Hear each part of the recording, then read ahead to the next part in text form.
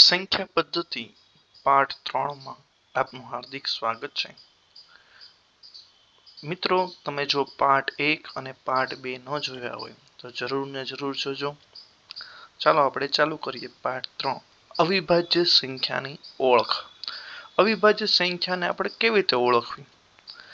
મોટા ભાગે આવા પ્રશ્નો એક્ઝામમાં હોય છે 1 માર્કમાં કે આ સંખ્યા અવિભાજ્ય છે કે નહીં.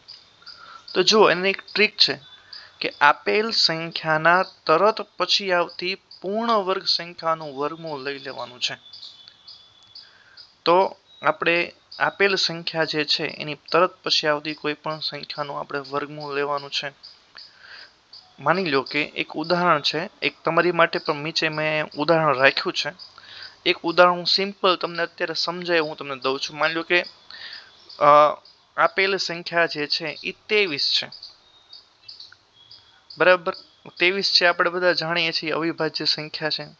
તો એની પછી આવતી પૂર્ણ વર્ગની સંખ્યા કઈ છે? તો કે 23 પછી 24, 24 પછી 25, 25 સંખ્યા છે એ પૂર્ણ વર્ગ સંખ્યા છે. તો આપેલ સંખ્યા પછીની પૂર્ણ વર્ગ સંખ્યાનું વર્ગમૂળ લઈ લેવાનું છે. 25 નું વર્ગમૂળ લો એટલે 5 આવશે. બરાબર, તે સંખ્યા સુધીમાં આવતી તમામ અવિભાજ્ય સંખ્યાઓ લખો. એટલે 5 સુધીમાં આવતી તમામ અવિભાજ્ય સંખ્યાઓ કઈ છે? તો કે 1, 2, 3. બરાબર, આ અવિભાજ્ય સંખ્યાઓ છે. બરાબર, આપણે સીધું 3 જ લેશું ને. 2 અને 1 થી તો આપણે વિભાજન કરી નાખશું. હવે મળતી તમામ અવિભાજ્ય સંખ્યા માત્ર આપણને 3 જ મળી છે. તો મળતી તમામ અવિભાજ્ય સંખ્યાઓ વડે એ સંખ્યાનો ભાગાકાર કરો. જો ન થાય ભાગાકાર તો તે સંખ્યા અવિભાજ્ય સંખ્યા ગણાશે, અને જો ભાગાકાર થાય તો તે સંખ્યા વિભાજ્ય સંખ્યા ગણાશે.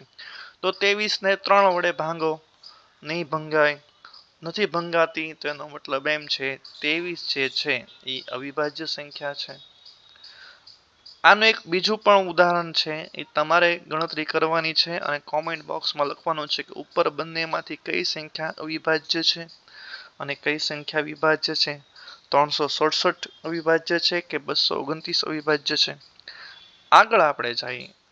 હવેનું છે સંપૂર્ણ સંખ્યા. આ તમને નવું જાણવા મળશે. બરાબર છે, જે સંખ્યાના દરેક અવયવનો સરવાળો કરતા એટલે કે તે સંખ્યા સાથે કરતા તે સંખ્યા કરતા બમણા મળે, અથવા તો તે સંખ્યા સિવાયના અવયવોનો સરવાળો તે સંખ્યા પોતે મળે, તો તે સંખ્યાને સંપૂર્ણ સંખ્યા કહેવાય. ઉદાહરણ તરીકે 6, તો 6 ના અવયવ કયા છે? 1, 2 અને 3 આ એના અવયવો છે. તો જો આપણે એનો સરવાળો કરીએ 1 + 2 + 3 એ સંખ્યા સાથે કરીએ એટલે 6, સરવાળો કેટલો થયો? 12 મળ્યો. અથવા ખાલી અવયવોનો સરવાળો કરીએ 1 + 2 + 3 તે સંખ્યા કેટલી મળી? એનો સરવાળો 6, એ પોતે સંખ્યા મળી. તો આ 6 જે છે એને સંપૂર્ણ સંખ્યા કહેવાય છે. આગળ જઈએ તો યાદ રાખવાનો છે, જે બે સંખ્યાનો સરવાળો શૂન્ય થતો હોય, જો હું કહેતો હોય શૂન્ય થતો હોય, તો તે બંને સંખ્યાને એકબીજાની વિરોધી સંખ્યા કહે છે. વિરોધી સંખ્યા શોધવા માટે આપેલી સંખ્યા ધન હોય તો તે સંખ્યા ઋણ હોય, અને જો આપેલી સંખ્યા એટલે કે પ્રશ્નમાં આપેલી સંખ્યા ઋણ હોય તો જવાબની આપેલી સંખ્યા આપણે એ જ સંખ્યા પણ ધન પસંદ કરવાની છે. વ્યસ્ત સંખ્યા, જે બે સંખ્યાનો ગુણાકાર 1 થાય તો તેવી સંખ્યાને એકબીજાની વ્યસ્ત સંખ્યા કહેવાય છે. યાદ રાખજો, સંખ્યાઓનો ગુણાકાર કેટલો થવો જોઈએ? 1 થાય તો તેને એકબીજાની વ્યસ્ત સંખ્યા કહેવાય છે. વ્યસ્ત સંખ્યા શોધવા હંમેશા અંશ અને છેદની અદલા બદલી કરવાની હોય છે. ઉદાહરણ તરીકે 6 ની વ્યસ્ત સંખ્યા, તો 6 ને છેદમાં નાખી દો તો 1/6 એની વ્યસ્ત સંખ્યા થાય. 3/5 ની વ્યસ્ત સંખ્યા, તો કે ઉલટું કરી નાખો 5/3 આ એની વ્યસ્ત સંખ્યા હોય, જેનો ગુણાકાર કરતા 1 જવાબ મળે છે. હવેનું છે ક્રમિક સંખ્યા. જો બે સંખ્યા વચ્ચેનો તફાવત 1 હોય તો તેને ક્રમિક સંખ્યા કહેવાય છે. ઉદાહરણ તરીકે 1 2 3 4 આ બધામાં એક એકનો તફાવત છે. 33 34 35 36 આ બધી ક્રમિક સંખ્યાઓ છે. ક્રમિક સંખ્યાના સરવાળાનું સૂત્ર, માની લો ક્રમિક સંખ્યા 1 થી 100 છે તો એનો સરવાળો કરો તો કેટલો આવે? તો આપણે સરવાળો કરવા નહીં બેસી, આપણે આ સૂત્રનો ઉપયોગ કરશું. n બરાબર ક્રમિક સંખ્યાનો સૌથી છેલ્લો અંક 100 બરાબર છે.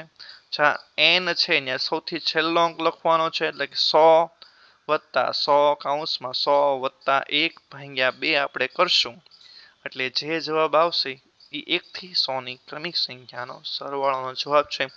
આ સૂત્ર યાદ રાખવાનું છે. n બરાબર n કૌંસમાં n+1 ભાગ્યા 2 તે છે. આગળ જાય, ક્રમિક એકી સંખ્યાઓ જો હોય તો આપણે એનો સરવાળો અને એને કેવી રીતે ક્રમિક એકી સંખ્યા કહેવાય આપણે સમજીએ. જો બે ક્રમિક સંખ્યાઓ વચ્ચેનો તફાવત 2 હોય, બરાબર, જેમ કે 1 અને 3, તો 3 માંથી 1 નો તફાવત કાઢો તો 2 મળે છે. તો 2 હોય તથા તેમને 2 વડે નિશેષ ના ભાંગી શકાય. જો આ શબ્દ યાદ રાખજો, નિશેષ ના ભાંગી શકાય તો તેને ક્રમિક એકી સંખ્યા કહેવાય છે. ઉદાહરણ તરીકે 1 3 5 7 એમ અનંત સુધી છે. તેનું સરવાળાનું સૂત્ર છે જેટલી સંખ્યાઓ એનો વર્ગ આપણે કરી નાખીએ એટલે આપણને એ સંખ્યાનો સરવાળો મળી જાય છે.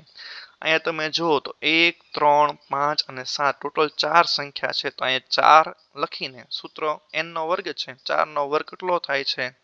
તો કે 16. તો આનો સરવાળો તમે કરો, 7 ને 1 8, 8 ને 3 11, 11 ને 5 16. તો 16 જવાબ આપણને મળી જાય છે. તો આવી રીતે છે. ક્રમિક બેકી સંખ્યા કોને કહેવાય છે?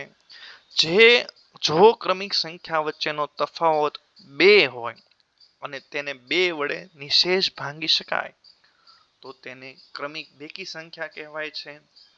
2 વડે નિશેષ ભાંગી શકાતી હોવી જોઈએ. ઉદાહરણ તરીકે 2 4 6 8 એનું સરવાળાનું સૂત્ર છે, યાદ રાખજો, n બરાબર n કૌંસમાં n+1 છે એનું સૂત્ર. વિદ્યાર્થી મિત્રો, તમને જો અમારો વિડીયો ગમ્યો હોય તો લાઈક સબસ્ક્રાઈબ જરૂર કરજો અને તમારા જે પણ મિત્રો કોમ્પિટિટિવ એક્ઝામની તૈયારી કરતા હોય તેને જરૂર ને જરૂર મોકલજો. અસ્તુ.